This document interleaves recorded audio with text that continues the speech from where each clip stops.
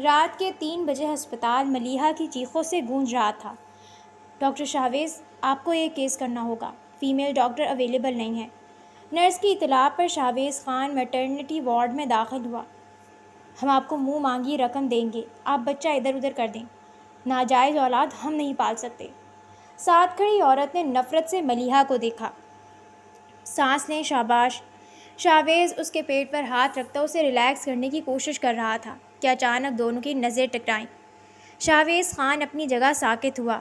اس سے پہلے وہ کچھ پوچھتا کہ اس کی چیخ نکلی اور چاند سا بچہ پیدا ہوا۔ شہر کا سب سے قابل ڈاکٹر ہونے کے باوجود وہ اپنی آنکھوں کو بہنے سے نہ روک پایا، کیونکہ وہ اونچے پل پر کھڑی تھی اور اس کے بال ہواؤں میں لہرا رہے تھے۔ وہ مردہ دکھائی دینے والی کھلی آنکھوں سے خلا کو گھور رہی تھی۔ زندگی کے گزرے ہوئے پل ایک ایک کر کے آنکھوں میں اتر رہے تھے اور اس سے کچھ فاصلے پر شاہویز سانس روکے بہت خاموشی سے اس انجان لڑکی کی طرف بڑھ رہا تھا۔ اس نے قدموں میں تیزی لائی۔ تبھی لڑکی نے خود کو ہواؤں کے سپرد کرنا چاہا، مگر شاہویز قریب پہنچ چکا تھا، جسے لگاتے اس کی ایک ٹانگ دبوچ لی۔ فضا میں 2 چیخیں ایک ساتھ گونجی۔ چھوڑو مجھے، وہ روتے ہوئے چلائی۔ کیسے چھوڑ دوں؟ میں ایسا نہیں کر سکتا، وہ سختی سے کہتا اسے اوپر کھینچ رہا تھا۔ دل ہی دل میں شکر گزار تھا کہ اس کا وزن اتنا نہیں تھا، ورنہ وہ یقیناً اسے پکڑ نہ رکھ پاتا۔ مجھے مر جانے دو، مرنے کا شوق موت ہے، موت ہی چاہیے مجھے، چھوڑو مجھے۔ وہ غرائی تھی، مگر شاہویز اسے کھینچ کر سڑک پر چھوڑ چکا تھا۔ اب وہ زمین پر پڑی بلک رہی تھی، دونوں ہاتھ سڑک پر رکھے وہ پھوٹ پھوٹ کر رو رہی تھی۔ وہ ہسپتال میں ایک تھکا دینے والا دن گزار کر آدھی رات کو واپس گھر جا رہا تھا، جب اسے یہ خوفناک منظر دکھا۔ پہل تو وہ کچھ سمجھ نہ سکا، مگر جوں ہی سمجھا اس انجان لڑکی کو بچانے کی ٹھان لی۔ خودکشی ایک بے وقوفی ہے، آپ کو لگے گی، آپ کے لیے زندگی جہنم جو نہیں ہے، وہ اس پر چلائی تھی۔ زندگی جنت بھی نہیں ہوتی ہر کسی کے لیے، سب کو اپنے حصے کے بوجھ اٹھانے ہیں۔ اگر آپ کو لگتا ہے زندگی سب سے زیادہ مشکل آپ کے لیے ہے تو یقیناً ایسا ہو سکتا ہے، لیکن ہمیشہ وقت ایک سا نہیں رہتا۔ زندگی کو وقت دیں۔ آدھی رات کو سڑک پر گیان بانٹنا بہت آسان ہوتا ہے، مگر وہ بھی آپ جیسے ہی مرد ہوتے ہیں جو زندگی عذاب بنا دیتے ہیں۔ دفع ہو جاؤ یہاں سے، مرنے بھی نہیں دیتے، جینے بھی نہیں دیتے۔ وہ ہچکیاں لیتے رو رہی تھی۔ شاہویز نے خود پر ضبط کیا۔ آئی کین ہیلپ، مجھے مدد نہیں چاہیے، جاؤ یہاں سے۔ زندگی دوبارہ تمہیں مجھے نہیں ملوائے گی لڑکی، میں تمہاری ہر قسم کی مدد کر سکتا ہوں۔ تم مجھے بتاؤ تمہارے ساتھ کس نے ظلم کیا ہے؟ وہ سر اٹھا کر اسے دیکھنے لگی۔ نام کیا ہے تمہارا؟ ملیحہ، وہ سسکتے ہوئے بولی۔ شاہویز گھٹنوں کے بل اس کے پاس بیٹھا اور غور سے اسے دیکھا۔ چہرے پر تھپڑ کے نشان واضح تھے، گردن پر بھی نشانات تھے۔ وہ ایک خوبصورت لڑکی تھی جو اس وقت بہت برے حال میں تھی۔ کیا ہوا ہے تمہارے ساتھ؟ میں تمہاری مدد کروں گا۔ ہوا ہے۔ کیا کریں گے آپ؟ وہ اس کی آنکھوں میں دیکھتی تلخی سے پوچھ رہی تھی۔ ایک پل کو وہ شوق ہوا، اگلے پل اس کی آنکھوں میں افسوس اترا۔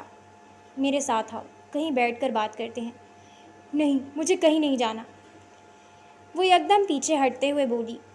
تم مجھ پر بھروسہ کر سکتی ہو، میرے ساتھ غلط میرے ہی کزن نے کیا ہے، میں کیسے بھروسہ کروں آپ پر؟ وہ اب آنسو رگڑتے ہوئے بولی۔ تو پھر آپ اپنا بدلہ نہیں لیں گی، انصاف نہیں لیں گی، سزا نہیں دلوائیں گی اسے، سیدھا سیدھا مر جائیں گی؟ آپ کو کیا لگتا ہے آپ کے مر جانے سے وہ افسوس اور پچھتاوے کی آگ میں جلے گا؟ نہیں، اسے کوئی فرق نہیں پڑے گا۔ جو ایسے گھناؤنے کام کرتے ہوں ان کے ضمیر نہیں ہوتے جو انہیں بعد میں جھنجھوڑیں۔ تو کیا کروں میں؟ وہ چہرے کو دونوں ہاتھوں سے چھپائے ہوئی تھی۔ لڑیں اپنے حق کے لیے، میرا ساتھ کوئی نہیں دے گا، اللہ بھی نہیں دے گا، وہ اس سے پوچھ رہا تھا۔ پھر اٹھ کر اپنی گاڑی کے پاس گیا اور وہاں سے ہاتھ میں ایک خاکی شاپر پکڑے واپس آیا۔ یہ کافی اور سینڈوچ لیں، آپ کو اپنے لیے سٹینڈ لینا پڑتا ہے، لوگوں سے لڑ کر، برا بن کر اور اپنی ہر حد تک جا کر، چاہے بعد میں کچھ بھی ہو جائے۔ مجھے یقین ہے آپ بہادر بنیں گی۔ وہ اب چہرہ اٹھائے اس کی طرف دیکھ رہی تھی۔ شاہویز نے اس کی خوبصورت آنکھوں میں گیلے پن کے ساتھ ایک معصومیت دیکھی۔ وہ دل ہی دل میں اس سے ہمدردی رکھتا تھا۔ آپ کہیں تو میں آپ کو گھر چھوڑ دوں گا، میں شام سے گھر نہیں گئی۔ وہ اب سڑک کو گھور رہی تھی۔ میں یونیورسٹی سے واپس آ رہی تھی جب مجھے وہ ملا۔ اس نے کہا مجھے گھر چھوڑ دے گا۔ اس کی آنکھوں سے آنسو بہہ رہے تھے۔ وہ کون ہے؟ وہ میری کزن کا کزن ہے، ہمارے گھر آتا جاتا رہتا ہے، اس کا نام قادر ہے۔ مجھے لگا وہ مجھے گھر چھوڑ دے گا، مگر وہ پھوٹ پھوٹ کر رونے لگی۔ میرا فون چھین کر راستے میں پھینک دیا تھا، وہ مزید بولی، اور مجھے بہت مارا بھی۔ میری ویڈیو بھی۔ اس کے رونے کی شدت میں تیزی آ گئی تھی۔ اس کے پاس آپ کی ویڈیو ہے؟ اس نے کہا اگر گھر میں کسی کو بتایا تو وہ انٹرنیٹ پر ڈال دے گا۔ نام کے علاوہ مزید تھوڑی سی معلومات مجھے دیں۔ وہ یکدم جیسے کوئی فیصلہ کر چکا تھا۔ آپ کیا کریں گے؟ میں اس بات کو یقینی بناؤں گا کہ وہ ویڈیو اس کے پاس سے ضائع ہو جائے۔ آپ ایسا کیوں کریں گے؟ وہ جیسے حیران بھی تھی۔ کیا آپ دنیا میں انسانیت اور اچھائی کا جذبہ رکھنے والوں پر یقین نہیں رکھتی ملیحہ؟ ٹرسٹ می، اسے اس کی سزا ضرور ملے گی۔ اور یہ میرا کارڈ ہے، اسے رکھیں۔ مجھ سے رابطہ کیجیے گا ٹھیک 1 ہفتے بعد۔ اس کے بعد چاہیں تو آپ اپنی سچائی گھر والوں کے سامنے رکھ سکتی ہیں۔ فی الحال آپ کہہ دیں آپ کے ساتھ ایک حادثہ پیش آیا تھا، آپ کا ایکسیڈنٹ ہو گیا تھا۔ وہ پھر اٹھ کر اپنی گاڑی تک گیا۔ واپس آیا تو ہاتھ میں بینڈیج وغیرہ تھی۔ میں ایک ڈاکٹر ہوں، میرا نام شاہویز ہے، وہ نرمی سے کہتا اس کے سر کی چوٹ پر بینڈیج کرنے لگا۔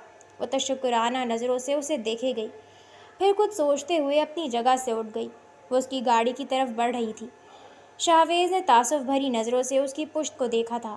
وہ اس کے پیچھے چلتا ڈرائیونگ سیٹ پر جا بیٹھا۔ ٹھیک آدھے گھنٹے بعد وہ اس کے گھر کے باہر کھڑے تھے۔ وہ ایک عالی شان گھر تھا۔ کیا یہ آپ کا گھر ہے؟ شاہویز نے پوچھا تو اس نے آہستگی سے اثبات میں گردن ہلا دی۔ وہ اتر گئی اور سست قدموں سے اندر کی طرف بڑھنے لگی۔ گارڈ نے گاڑی کو دیکھتے ہوئے گیٹ کھولا تھا۔ وہ اندر داخل ہوئی۔ اس کے انداز میں تھکن تھی، بہت زیادہ تھکن۔ وہ مزید 2 قدم ہی چلی تھی کہ دھڑام سے وہیں پورچ میں گر گئی۔ اتنی دیر کہاں کر دی؟ وہ گھر پہنچا تو اس کی ماں نے پریشانی سے پوچھا۔ وہ کافی دیر سے اس کا انتظار کر رہی تھی۔ ایک ایمرجنسی تھی مام۔ وہ اب بھی اسی لڑکی کے خیال میں گمسا تھا کہ وہ گھر پہنچ گئی ہوگی۔ اس کے گھر والوں کا کیا رد عمل ہوگا؟ وہ انہیں بتائے گی بھی یا نہیں؟ کیسی ایمرجنسی؟ تم نے مجھے 2 سے 2.5 گھنٹے قبل میسج کیا تھا کہ تم ہاسپٹل سے گھر کے لیے نکل گئے ہو۔ راستے میں ایک لڑکی مل گئی تھی مام، اور اسے مدد کی ضرورت تھی۔ میں نے اسے گھر ڈراپ کیا اور پھر آیا۔ کیا ایک کپ کافی ملے گی؟ اس نے وقت دیکھا تو صبح کے 5 بجنے والے تھے۔ اس کی ماں رافیہ نے الجھن بھری نظروں سے اسے دیکھا۔ کیسی لڑکی اور کیسی مدد چاہیے تھی؟ آدھی رات کو وہ تمہیں کہاں ملی؟ سڑک پر اس کا ایکسیڈنٹ ہوا تھا، چھوٹی چوٹیں بھی آئی تھیں۔ تمہاری گاڑی؟ نہیں، میری گاڑی سے نہیں مام، کسی اور کی گاڑی سے۔ وہ ان سے جانے کیوں جھوٹ بول رہا تھا، لیکن اتنا ضرور جانتا تھا کہ مکمل سچ فی الحال بولنے کی ضرورت نہیں۔ وہ بے وجہ سوچ میں پڑ جاتی۔ رافیہ 2-3 باتیں کر کے اس کے لیے کافی بنانے چلی گئی، اور اس نے اپنا فون نکال کر اپنے کزن داور کو میسج کیا، جو خود ایک پولیس آفیسر تھا۔ اسے لگا وہ اس ریپسٹ کے لیے ایک بہتر انجام ڈھونڈ نکالے گا۔ اگلے کئی دن تک وہ لڑکی اس کے ذہن پر چھائی رہی، اور پھر وہ رفتہ رفتہ اسے بھلاتا چلا گیا، مگر مکمل طور پر وہ اس کے ذہن سے نہیں نکلی تھی۔ نہ اس نے دوبارہ اس سے کوئی رابطہ کیا تھا، مگر وہ اکثر اس کے رابطہ نہ کرنے پر دل ہی دل میں اس کی احسان فراموشی کو یاد کرتا تھا، کیونکہ اس حادثے کے 1 ہفتے بعد ہی داور نے اسے فون کر کے ایک جگہ بلایا تھا۔ وہ وہاں پہنچا تو وہاں ایک لڑکے کو نیم مرگ حالت میں پڑے پایا۔ وہ ویڈیو ہم نے مکمل طور پر تباہ کر دی ہے، اور اس کے فون سے مزید کئی ویڈیوز ملی ہیں جو اس کی دیگر ویڈیوز سمیت ہمارے پاس محفوظ ہیں۔ وہ ویڈیوز اس لیے محفوظ ہیں کیونکہ اس میں موجود دوسری لڑکیاں اپنی خوشی اور مرضی سے ویڈیو میں شامل ہیں، اور وہ ساری لڑکیاں شہر کے بڑے بڑے گھروں کی لڑکیاں ہیں، اور یہ موصوف خود بھی۔ داور نے اسے ایک اور لات رسید کی۔ ریٹائر فشری چیئرمین کا بیٹا ہے۔ کوشش تو پوری کی ہے کہ آج کے بعد یہ خبیث حلالی طریقے سے بھی اپنی نفس کی خواہش پوری نہ کر سکے، کیونکہ موصوف کا کہنا تھا کہ وہ لڑکی بہت سالوں سے اسے بے چین کیے ہوئے تھی، اس کی بے عزتی کرتی تھی، اسے انکار کرتی تھی۔ یہ تو بس دوسری کرنا چاہتا تھا، مگر وہ خود کو بہت پاک صاف سمجھتی تھی، اور اس نے اپنا بدلہ لیا تو ٹھیک ہے۔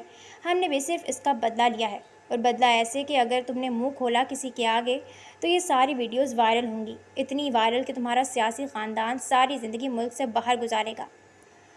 داور نے ماسک کے پیچھے سے مسکراتے ہوئے شاہویز کو دیکھا، جو خود بھی سرجیکل ماسک پہنے ہوئے تھا۔ وہ دونوں اپنی شناخت چھپائے ہوئے تھے، مگر شاویز کو مکمل اطمینان تھا اس کی حالت زار دیکھ کر۔ وہ اب یقیناً بہت خوش ہوا تھا۔ آج کے بعد تم غلطی سے بھی ملک ہاؤس کے قریب گئے یا ملیحہ کی طرف آنکھ اٹھا کر بھی دیکھا تو اگلی دفعہ زندگی سے بھی ہاتھ دھو بیٹھو گے۔ وہ بری طرح مار کھانے کے بعد اب زیادہ ڈرا ہوا تھا اور اس وقت کسی قسم کا کوئی جواب دینے کی سکت بھی نہیں رکھتا تھا۔ کچھ دیر بعد شاویز کو داور نے جانے کا اشارہ دے دیا تھا اور اس دن کے بعد سے وہ امید لگائے بیٹھا تھا کہ وہ لڑکی اس سے رابطہ کر کے کم از کم شکریہ تو ضرور ادا کرے گی، مگر وہاں مکمل خاموشی تھی۔ امیر گھرانے کی مغرور لڑکی یقیناً کچھ دن بعد یہ قصہ بھول چکی ہوگی، وہ دل ہی دل میں بڑبڑایا تھا۔ ملک ہاؤس میں اس دن ایک بڑی عدالت لگی تھی۔ ملیحہ زخمی وجود لیے سر جھکائے صوفے پر بیٹھی تھی۔ سامنے سوتیلی ماں کڑی نظروں سے اسے گھور رہی تھی۔ باپ بھی غصے میں لگتا تھا۔ دادی نے اس کے قریب بیٹھے اس کو خود سے لگایا ہوا تھا۔ جب وہ کہہ رہی ہے ڈرائیور نہیں لینے پہنچا تو سچ ہی کہہ رہی ہوگی آفتاب۔ کیسے سچ کہہ رہی ہوگی ماں جی؟ ڈرائیور کو اس کے علاوہ اور کوئی کام نہیں ہے؟ سالوں سے وہ اس وقت اسی کو تو لینے چاہتا ہے۔ ڈرائیور کہہ رہا ہے کہ وہ گیا تو یہ میڈم وہاں تھی ہی نہیں۔ میں 4 بجے تک وہیں تھی، ڈرائیور نہیں آیا تھا، اس کے بعد میں وہاں سے نکلی تھی اور ان کا ایکسیڈنٹ ہو گیا۔ میڈم کئی گھنٹے کوما میں تھی، رائٹ؟ مجھے تو ایسی کوئی چوٹ نہیں دکھ رہی جس سے تم کوما میں چلی گئی تھی۔ اتنی چھوٹی موٹی چوٹوں کے بعد چھوٹا سا بچہ بھی گر کر واپس کھڑا ہو جاتا ہے۔ وہ آنسو پیتی لب چباتی رہی، دل چاہا سب کچھ سچ سچ بتا دے، لیکن وہ چپ رہی۔ اس کے حق میں بولنے والا اس کی دادی کے سوا اس گھر میں کوئی نہیں تھا۔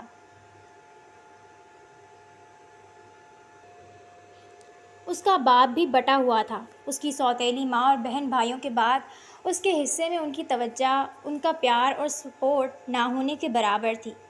وہ اپنی بیوی کے سامنے بمشکل ہی اس کے حق میں کچھ کہہ پاتے تھے، اور اب تو اس نے امید لگانا بھی چھوڑ دیا تھا کہ وہ کبھی اس کے حق میں کچھ کہیں گے۔ سمرین طائی بھی سامنے ہی کھڑی مشکوک نگاہوں سے اسے تکتی جاتی تھی۔ انہیں تو وہ یوں بھی اس میں ہزاروں خامیاں دکھائی دیتی تھیں۔ وہ بچپن سے اپنے تایا زاد خضر کی نسبت طے تھی، مگر وہ جانتی تھی اس کی تائی اس رشتے کے حق میں بالکل بھی نہیں تھی، اور اب شاید انہیں ایک موقع بھی مل گیا تھا۔ ملیحہ کے ساری رات باہر رہنے سے وہ جیسے پاکیزہ اور با کردار لڑکی نہیں رہی تھی۔ در حقیقت وہ خود بھی اس گھر میں نہیں رہنا چاہتی تھی۔ یہاں کے ایک ایک فرد نے اسے زندگی بھر اتنی چوٹیں پہنچائی تھیں کہ اس کا اپنا دم یہاں گھٹتا تھا۔ وہ پڑھائی کے بہانے گھنٹوں یونیورسٹی میں غیر نصابی سرگرمیوں کا حصہ بنی رہتی تھی۔ ذہین تھی، ہر مضمون میں ٹاپ کرنا بچپن سے اس کا معمول تھا، جس سے وہ ایک دفعہ بھی پیچھے نہ ہٹی تھی۔ گھر میں کوئی اور نہ اس کے جتنا ذہین تھا، نہ اس جیسی شخصیت اور نہ اس جیسا شاندار تعلیمی ریکارڈ رکھتا تھا۔ یہ وجہ بھی اسے سب کے حسد اور جلن کا مرکز بناتی تھی۔ اس کے زخموں کو ٹھیک ہونے دو، سب کے سب ایک ساتھ اس کے پیچھے پڑ گئے ہو، جیسے اس نے کوئی گناہ کر دیا ہو۔ دادی اس کی طرف داری کرتی اسے وہاں سے اٹھنے کا اشارہ کرنے لگی۔ چلو تم کمرے میں آرام کرو، ان سب کو تو اب عادت ہو گئی ہے۔ وہ بڑبڑاتی ہوئی اسے اپنے ساتھ لے گئی۔ وہ کمرے میں جانے کے بجائے دادی کے ساتھ ان کے کمرے میں آ گئی اور دل کھول کر روئی۔ وہ اسے حوصلہ دیتی رہیں، لیکن اصل قیامت یہیں پر نہ ختم ہوئی تھی، ابھی اصل امتحان باقی تھا۔ کچھ ہفتے سکون سے گزرے، مگر پھر اس کی طبیعت سست رہنے لگی، کبھی الٹیاں تو کبھی چکر، مگر وہ ٹالتی رہی۔ یونیورسٹی سے چھٹیاں ہونے لگیں۔ ایک روز دادی نے فرزانہ سے کہا کہ اسے ڈاکٹر کے پاس لے جائے۔ آپ لے جائیں امی، میرے اور بھی بہت کام ہیں۔ انہوں نے صاف انکار کر دیا۔ بیٹا، میری بوڑھی ہڈیوں میں اتنی جان کہاں، چلی جائے گی خود، 20-21 کی ہو گئی ہے، بچی نہیں رہی۔ پیسے تو دیتے ہی ہیں اس کے پاپا اچھے خاصے، گاڑی کھڑی ہے، ڈرائیور کو کہے لے جائے گا اسے۔ وہ بڑبڑاتی ہوئی وہاں سے چلی گئی۔ آپ کو کس نے کہا تھا کہ آپ انہیں کہیں دادی؟ وہ تلخی سے بول رہی تھی۔ مجھے وہ بچپن میں کبھی ہسپتال نہ لے گئیں، اب کیوں لے کر جائیں گی؟ میں خود چلی جاؤں گی، وہ نقاہت سے بولی۔ اب تو جو کھاتی اگلے پل ہی نکل آتا۔ نہیں، میں چلتی ہوں ذات، آپ سے کہاں چلے جائے گا اتنا، آپ رہنے دیں، وہ آہستہ سے بولی۔ فرح کو کہہ دوں؟ وہ اس کی سوتیلی بہن کا نام لے کر بولی۔ نہیں، رہنے دیں، وہ انکار کرتی خود ہی جانے کی تیاری کرنے لگی۔ میں تمہارے پاپا سے کہہ کر، پیسے ہے میرے پاس۔ وہ انہیں منع کرتی خود ہی کچھ دیر بعد ہسپتال کے لیے نکل گئی۔ او پی ڈی میں چیک اپ کے دوران ڈاکٹر نے اسے چند دوائیں لکھ کر دیں اور پھر آخر میں انہیں خیال آیا، آپ شادی شدہ ہیں؟ جی نہیں۔ وہ ایک دم گڑبڑائی تھی۔ اور آپ کے پیریڈز ریگولر ہیں؟ نہیں، وہ اسٹریس کی وجہ سے عموماً 2-3 مہینے وہ خاموش ہو گئی۔ ابھی کتنے مہینے ہوئے ہیں پیریڈز کو؟ 3 یا 4 مہینے۔ پہلے کبھی اتنے ریگولر ہوئے ہیں؟ وہ ایک دم سوچ میں پڑ گئی۔ 2 سے 2.5 ماہ تو ہمیشہ کا تھا، مگر اتنا تو نہیں۔ اس کا دل یک دم تیزی سے دھڑکنے لگا۔ وہ سہم گئی تھی۔ نہیں۔ اس کے چہرے کا رنگ اڑا تھا۔ ڈاکٹر اسے مشکوک نظروں سے دیکھتی رہی تو وہ اپنا بیگ لیے وہاں سے اٹھ گئی۔ واپسی پر اس نے میڈیکل سٹور سے پریگنینسی ٹیسٹ کٹ لی اور بڑی مشکل سے گھر پہنچی اور آتے ہی کمرے میں بند ہو گئی۔ وہ مسلسل سفید چہرہ لیے بیٹھی اس پریگنینسی ٹیسٹ کو دیتی رہی۔ اسے خوف تھا، بہت زیادہ خوف۔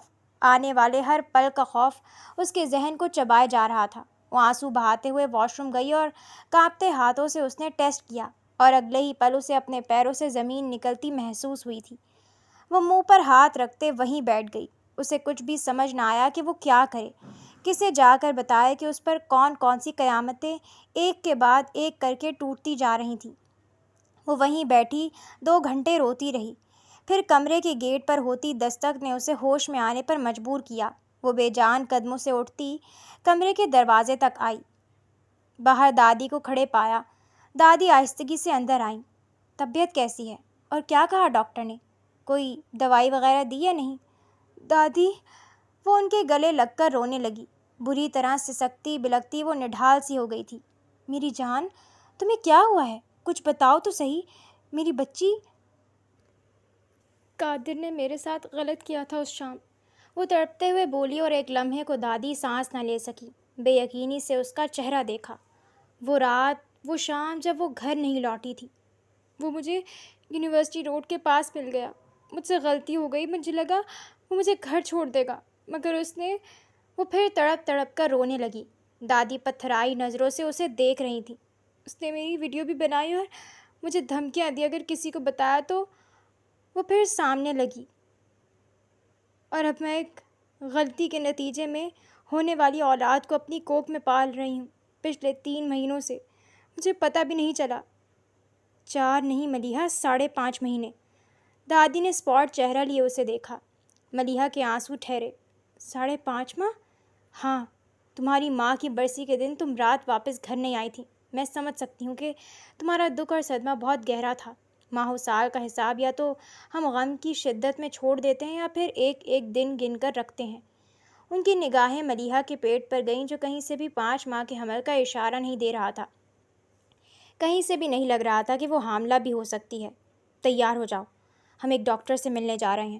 وہ گھٹنوں پر ہاتھ رکھتی کھڑی ہوئیں۔ وہ آج کہیں سے بھی کمزور اور بوڑھی دادی نہیں لگ رہی تھیں۔ ملیحہ کے لیے بھی ان کا انداز معمول سے ہٹ کر تھا۔ اس نے کبھی دادی کو اتنے سنگین تاثرات کے ساتھ نہیں دیکھا تھا۔ اسے وہ اپنی مضبوط ڈھال جیسی لگی، جیسے ہر آنے والی آفت سے بچانے کے لیے وہ مکمل طور پر تیار تھی۔ میں نے بہت انتظار کیا ملیحہ، لیکن لگتا ہے اب وقت آ گیا ہے۔ میں کچھ بھی سمجھ نہیں پا رہی دادی۔ تم سب سمجھ جاؤ گی، وہ نرمی سے کہتی باہر نکل گئی۔ وہ تو خود چلی گئی تھی، پھر اب آپ کو کیوں لے جا رہی ہے؟ کچھ دیر بعد دادی کو ملیحہ کے ساتھ جاتے دیکھ اس کی سوتیلی ماں نے پوچھا۔ انداز کٹیلا تھا۔ ملیحہ کا رنگ نچڑ گیا۔ اسے اپنی ساری دنیا اسی سوال کے ساتھ گھومتی دکھائی دی۔ کہیں یہ راز کھل گیا تو؟ لیکن یہ راز تو نہیں، ایک سیاہ حقیقت ہے، ایک جرم اور ایک ظلم ہے جو اس کے ساتھ ہوا ہے۔ وہ کیوں خوف کھا رہی ہے؟ کچھ ٹیسٹ کروانے ہیں اسی لیے۔ وہ سرد مہری سے جواب دے کر ملیحہ کو آگے چلنے کا اشارہ کرنے لگی۔ ملیحہ سکھ کی سانس لیتی وہاں سے نکل آئی۔ ٹھیک 2 گھنٹے بعد وہ ایک مشہور گائنیکالوجسٹ کے پرائیویٹ کلینک میں موجود تھی۔ الٹرا ساؤنڈ اور کچھ ٹیسٹ کیے گئے۔ اس کے بعد وہ گائنیکالوجسٹ کے کمرے میں بیٹھی ڈاکٹر کا چہرہ دیکھ رہی تھی۔ حمل 5 ماہ کا ہے اور آپ کی پوتی بہت کمزور ہے۔ مجھے مینٹلی بھی کچھ ڈسٹرب لگ رہی ہیں۔ یوٹرس ڈیمیج یا ہیمریج کا خطرہ ہے۔ بیبی صحت مند ہے، کہہ سکتے ہیں وزن کے مطابق وہ صحت مند ہی لگ رہا ہے، مگر اس کا پیٹ کا فرق نہیں پڑتا۔ وہ دکھے یا نہ دکھے اس پر منحصر نہیں کہ بچہ نہ دکھنے والے پیٹ میں کمزور ہوتا ہے۔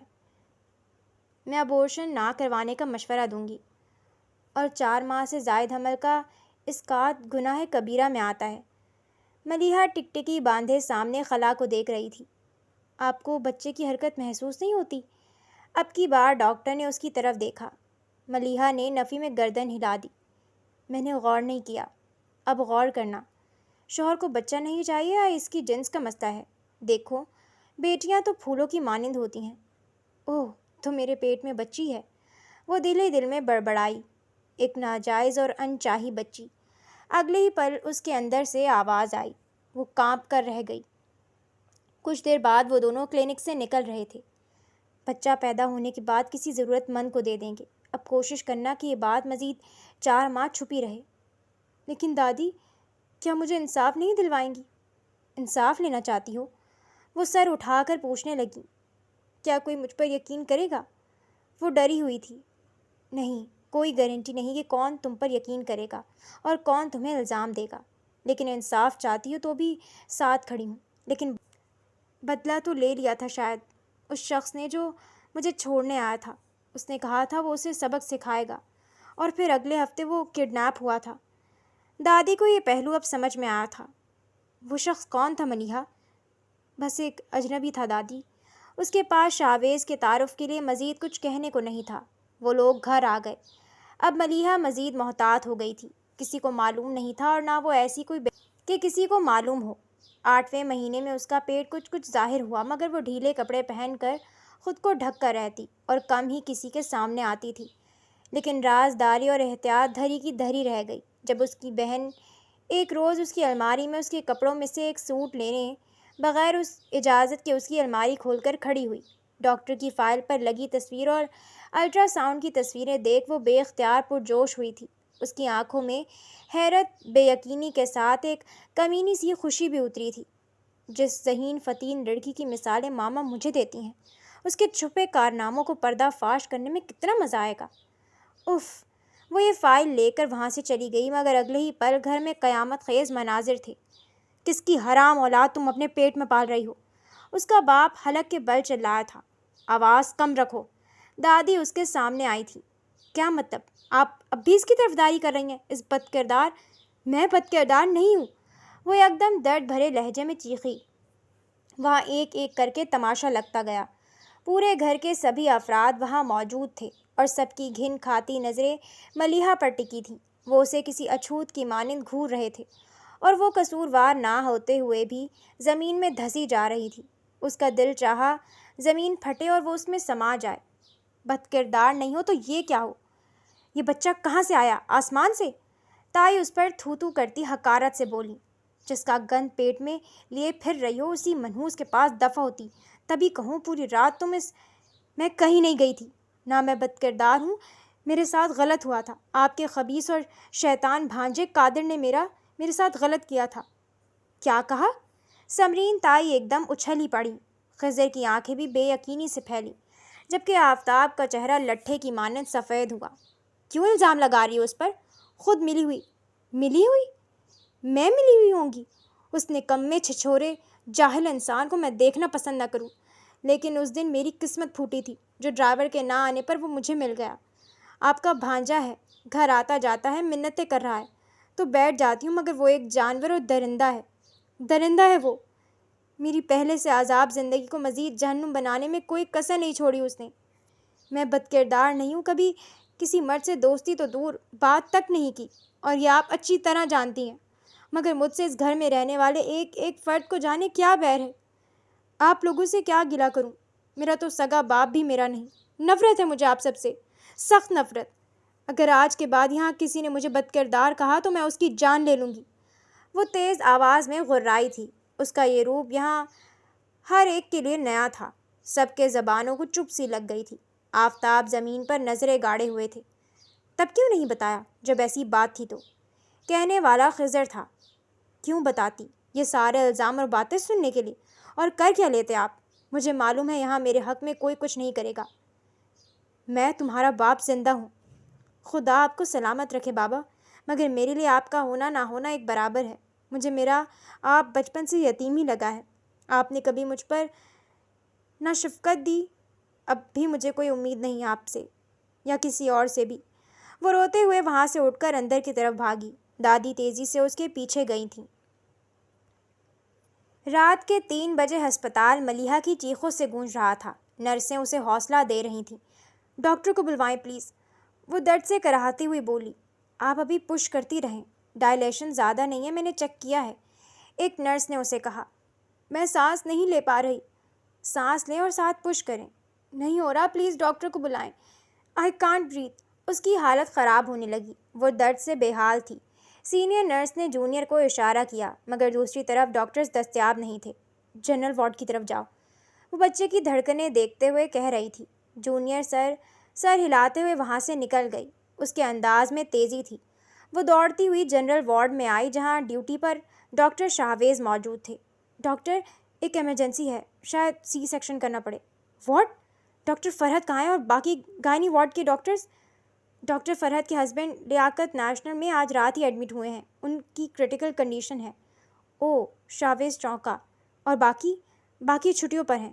کیا مطلب، سارے ڈاکٹر؟ صرف 3 ہی ہیں گائنی وارڈ میں، سینئر اور جونیئر۔ ڈاکٹر طیبہ نے لاسٹ ٹائم ایک مسٹیک کی تھی، جس کے بعد وہ خود یہ کیس نہیں لینا چاہ رہی۔ پیشنٹ کل شام سے یہی ہے، لیکن اب اس کی حالت اور بچے کی جان کو خطرہ ہے۔ ڈاکٹر شاہویز، آپ کو یہ کیس کرنا ہوگا پلیز، فیمیل ڈاکٹر اویلیبل نہیں ہے۔ نرس کی اطلاع پر اس نے کچھ سوچتے ہوئے حامی بھر لی۔ پیپر ورک ریڈی کروا لو، لواحقین کے سائن لو، میں آتا ہوں، وہ کہتا ہوا وہاں سے اٹھا۔ فریدہ، آپ اسسٹ کریں گی مجھے، اس نے وہیں موجود ایک ڈاکٹر سے کہا تو وہ بھی فوراً راضی ہو گئی۔ شاہویز خان میٹرنٹی وارڈ میں داخل ہوا۔ وہ درد سے بلک رہی تھی، اس کی سسکیاں گہری تھیں۔ ڈاکٹر شاہویز کی نگاہ جو ہی اس پر پڑی، وہ ایک پل کو سانس لینا بھول گیا۔ اگلے پل صورتحال کی سنگینی کو سمجھتے اس نے خود کو فوراً سنبھالا اور قریب چلا آیا۔ بچے کی دھڑکنیں سست تھیں۔ اس نے ڈائلیشن دیکھی، وہ سختی سے آنکھیں میچے ہوئے تھی۔ ریلیکس، اس نے نرمی سے کہا تو اس نے آنکھیں کھولتے اسے دیکھا۔ ایک پل کو آنکھوں میں مانوسیت اتری، اگلے پل آنسو۔ سانس لیں، شاباش۔ شاہویز اس کے پیٹ پر ہاتھ رکھتا اسے ریلیکس کرنے کی کوشش کر رہا تھا۔ 1 2 3، اب پش کریں، اس نے ہدایت کی۔ وہ اس کی بات پر عمل کرتی پھر زور لگانے لگی۔ سانس لیں، وہ اس کی آنکھوں میں دیکھتے سانس لینے لگی۔ گڈ، پش کریں۔ Doctor, C section? نرس کی بات پر اس نے ہاتھ کے اشارے سے اسے پیچھے ہونے کا کہا۔ Not needed. اس کی چیخیں بڑھتی گئیں۔ آپ کر سکتی ہیں، بس ہو گیا، پش کریں۔ اور اسی اثناء میں بچے کے رونے کی آواز اس کمرے میں گونجنے لگی۔ اس نے بچے کو دیکھا اور نرس کے حوالے کرتا ملیحہ کی طرف دیکھنے لگا، جو اب بالکل نڈھال سی آنکھیں بند کیے گہری سانس لے رہی تھی۔ وہ باہر نکلا تو ایک عورت فوراً سامنے آئی۔ ہم آپ کو منہ مانگی قیمت دیں گے، آپ بچہ ادھر ادھر کر دیں، ناجائز اولاد ہم نہیں پال سکتے، ساتھ کھڑی عورت نے نفرت سے کہا تھا۔ شاہویز ٹھہر گیا۔ وہ رات، وہ منظر، وہ خودکشی کی کوشش، سب اس کے ذہن میں گھوم گیا۔ یہ ہاسپٹل رولز کے خلاف ہے میڈم، یہ فیملی ڈسپیوٹ آپ گھر جا کر حل کریں، آپ پر کیس ہو سکتا ہے۔ کیسے کیس ہوگا؟ 100 بے اولاد جوڑے آتے ہیں، کسی کو دے دیں۔ یہ ہسپتال ہے، یتیم خانہ نہیں، اور بچے کی ماں کی اجازت کے بغیر آپ یہ فیصلہ کر ہی نہیں سکتی۔ بیٹا، اس کی بات نہ سنو۔ ملیحہ کیسی ہے؟ وہ ٹھیک ہے، بچہ بھی بالکل ٹھیک ہے۔ میں پہلے بتا رہی ہوں ماں جی، یہ ناجائز اولاد میں اپنے گھر نہیں لے کر جاؤں گی۔ وہ گھر صرف تمہارا نہیں، ملیحہ کا بھی ہے، اس کے باپ کا گھر ہے، دادی سنجیدگی سے بولی تھی۔ وہ ان کی باتیں نظر انداز کرتا وہاں سے نکل گیا، مگر اس کا ذہن ملیحہ اور اس کے بچے پر ہی ٹھہر گیا۔ وہ بچی کو کچھ دن نرسری میں رکھیں گے۔ ملیحہ کے استفسار پر اسے یہ جواب دے کر خاموش کروا دیا گیا۔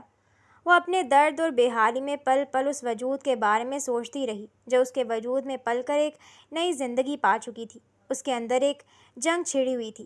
وہ اسے ملیحہ کے پاس کچھ دیر کے لیے ہی لائے تھے، اور ڈسچارج ہونے کے بعد وہ منتظر تھی کہ کب وہ 2 دن گزرے اور وہ اس ننھے وجود میں پناہ لے اور اسے دنیا کی بے رحم تھپیڑوں سے چھپا لے۔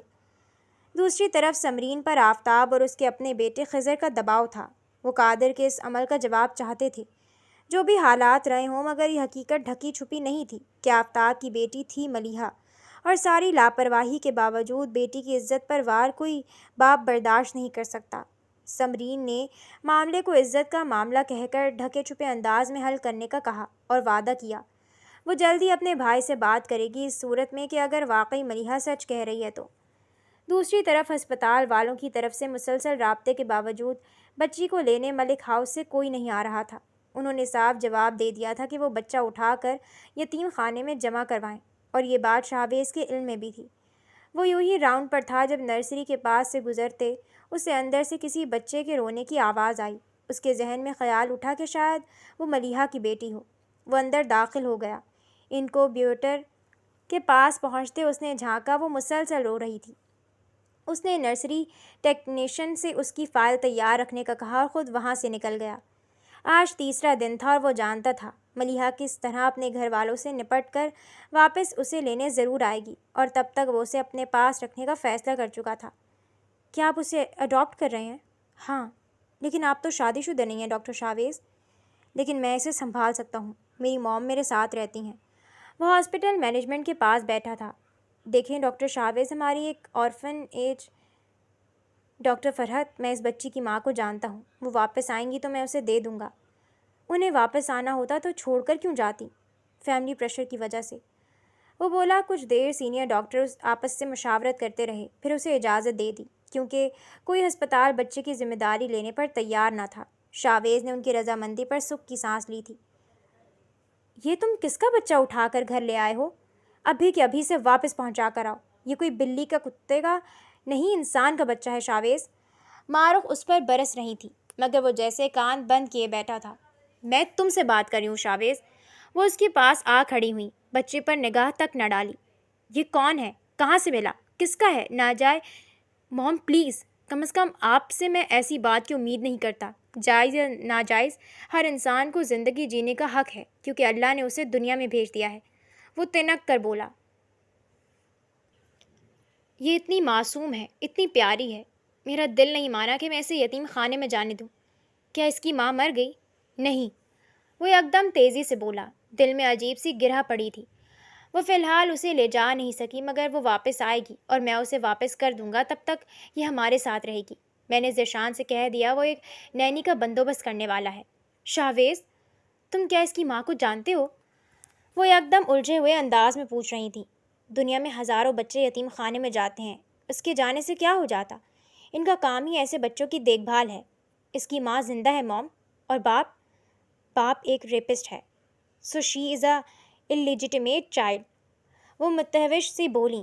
تمہارا اس پورے قصے میں کیا کردار ہے شاویز؟ جو کچھ ہوا ایک اتفاق سے ہوا۔ میں خودکشی کی کوشش کا گواہ بن گیا اور میں نے اس کی مدد کی، کوشش کی، اس کے لیے تھوڑی سی کوشش مزید کی، اور پھر میں بھول چکا تھا اس لڑکی کو۔ مگر 3 دن پہلے وہ دوبارہ قسمت سے میرے سامنے ہسپتال کے بستر پر تھی، اور یہ بچی میرے ہی ہاتھوں اس دنیا میں آئی ہے۔ What do you mean? وہ حیرت زدہ رہ گئیں۔ ان کا بیٹا یہ کیسے واقعات کا حصہ بن رہا تھا۔ ان کا دماغ گھومنے لگا۔ تم ایک کارڈیولوجسٹ ہو شاویز؟ اس وقت ہسپتال میں کوئی لیڈی گائنولوجسٹ نہیں تھی۔ اس نے توجہ دی۔ اور ایک کارڈیولوجسٹ کا اپنی فیلڈ کے باہر کوئی سرجری یا کیس دیکھنا غیر قانونی ہے۔ ایمرجنسی اور اشد ضرورت کے تحت نہیں موم۔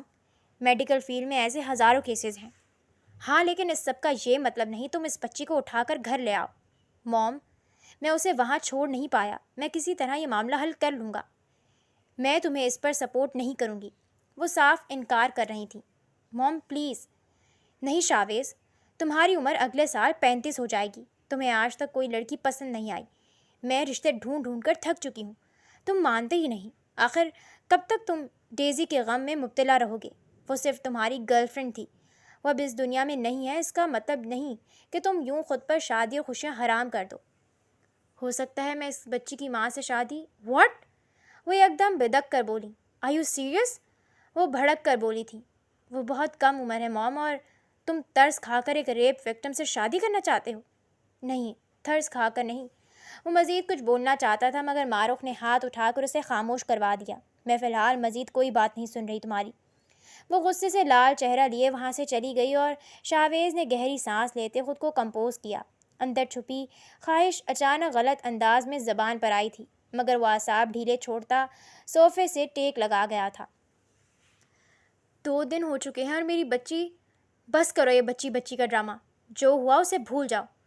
یہ بھی بھول جاؤ کہ تم نے ایک بچے کو جنم دیا ہے۔ جلد ہی تمہاری شادی کر دیں گے ہم۔ میں نہیں چاہتی کہ تمہارے کرتوتوں کی وجہ سے میری بیٹی کے مستقبل کے لیے کوئی مسئلہ پیدا ہو۔ اس گھر میں یا تو تم رہو گی یا تمہاری ناجائز بیٹی۔ اس کی سوتیلی ماں نے اس کے اوپر جیسے نیا امتحان ڈالا تھا۔ کیا مطلب ہے آپ کا ان باتوں کا؟ مطلب صاف ہے، تم کوئی بچی نہیں ہو، 21-22 سال کی ہو، سب سمجھتی ہو۔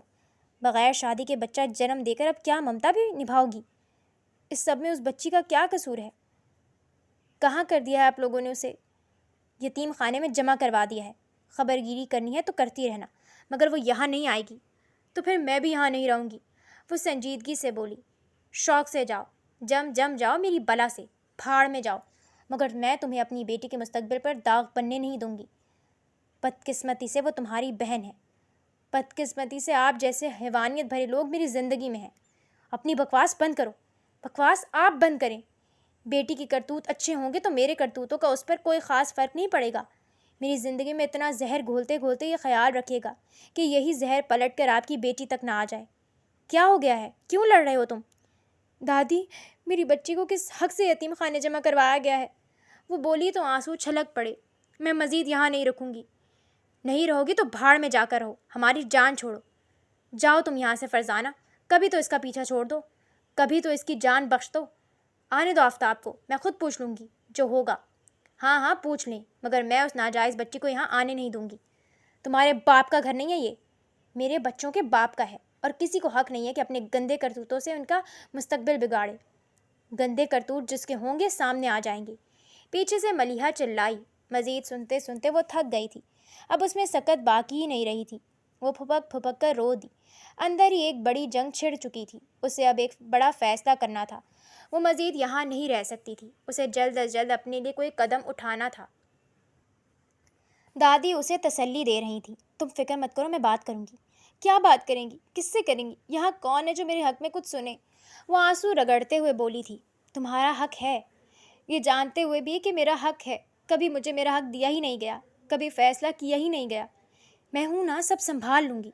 اب مجھے خود بھی کچھ کرنا ہوگا دادی۔ وہ تلخ ہو رہی تھی۔ آپ میرا حق مجھے دے سکتی ہیں، میرا حق، میرا حصہ، تاکہ میں یہاں سے جا سکوں۔ پاگل ہو گئی ہو؟ کہاں جاؤ گی تم؟ ہاں، یہ تمہارا گھر ہے ملیحہ۔ نہیں، یہ میرا گھر نہیں ہے۔ گھر امتحان نہیں ہوتے، گھر تکلیف، اذیت اور ذلت نہیں ہوتے، رسوائی نہیں ہوتے۔ گھر سکون ہوتے ہیں۔ بس مجھے کبھی یہاں سکون نہیں ملا۔ یہ میرا گھر ہو ہی نہیں سکتا، یہ میری پناہ گاہ نہیں ہے۔